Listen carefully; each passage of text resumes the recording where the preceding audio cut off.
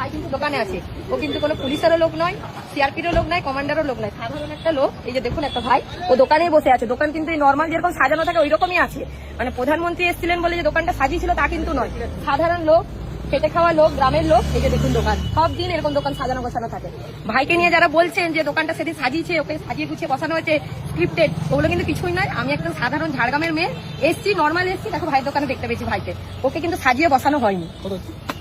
আমরা হয়তো এখন প্রশ্ন করলে ভাই বিরক্ত হতে পারে, কারণ এতদিন ওকে এত লোক জ্বালিয়েছে, তো আজকে আমরা কোনো প্রশ্ন করবো না, আমরা দেখিয়ে দিলাম আপনাকে।